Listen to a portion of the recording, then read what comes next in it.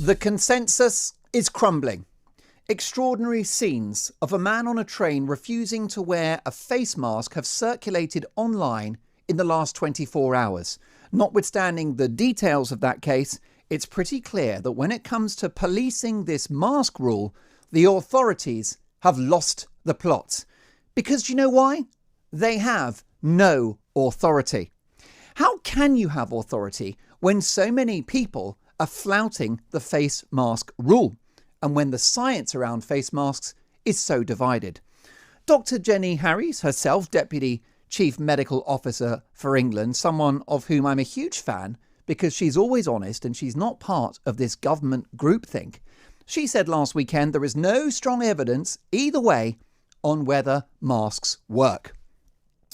And if people do follow the rulings on face masks, such as on a flight, if you want to have a sandwich or a coffee, you're allowed to take the mask off. Eh? I beg your pardon? Yes, indeed. Why is it that face masks are a case of life and death, apart from those few minutes when you're having a ham and cheese toastie or a hot chocolate? How does that make any sense? There are double standards everywhere, which is why people are confused and increasingly angry. If you go into your local convenience store, for example, not dressed up like a pound shop Darth Vader, you feel like a common criminal. But then you can spend all night long, cheek by jowl with drinkers of the Wetherspoons, happily mask free. How does that make sense? No wonder people are beginning to rebel, because the inconsistent mask message makes no sense. It's clearly quackery. It's window dressing. It's an absurd charade. And many of you are no longer playing the game. And frankly, why should you? This isn't a scientific poll, but as I've gone about my business in the last few days, I'd observed that at least 20, maybe 30% of people are now not bothering with masks. And a good many others are wearing them incorrectly, like on their chin, which I call that the Abraham Lincoln, right? The little goatee mask. Many others under their nose, which, of course, in terms of the spread of the virus, completely useless. But it keeps the mask police happy because you're showing compliance. And that's what this is all about. Of course, there are some people who love the masks, the mini dictators among us, who love the coercion, the bullying, the control. They're addicted to it. They're getting high on the power. Because frankly, folks, wearing a mask is the new woke. That's where we're at. It is state-sponsored virtue signalling on a grand scale. The mask obsessives are the COVID cowards who would happily see every last industry close down and every last job disappear until we reach a state of COVID zero, which sounds like a soft drink, but is a crazy aspiration to eliminate COVID altogether. Folks, it ain't happening.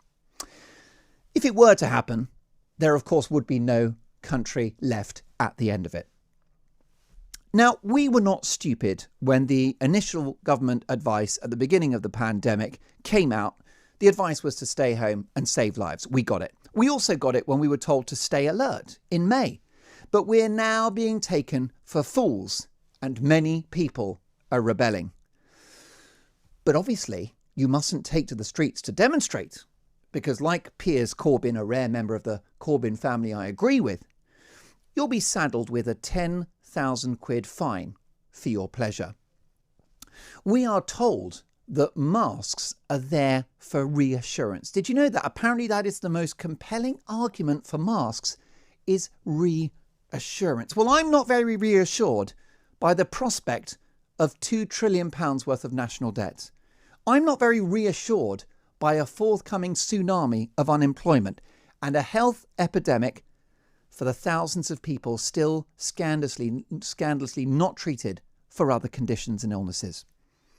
And here's why I have reached the end of the line with masks, because they are a barrier to our recovery. Of course, by all means, wear one if you feel more safe and comfortable. No problem with that at all.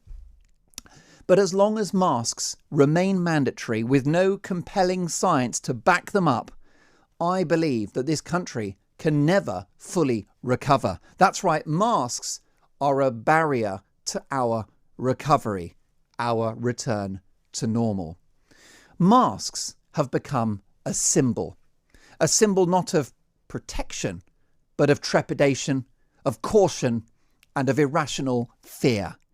And they are an advert to stay afraid. Let's be clear.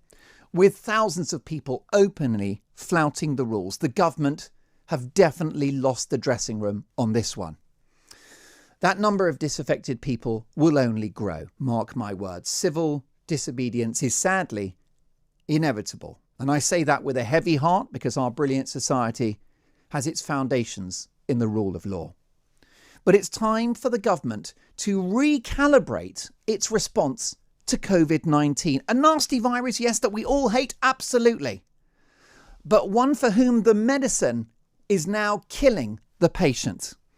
The damage to our country from COVID measures is now a clear and present danger, not only to our way of life and our jobs, but to many thousands of lives too.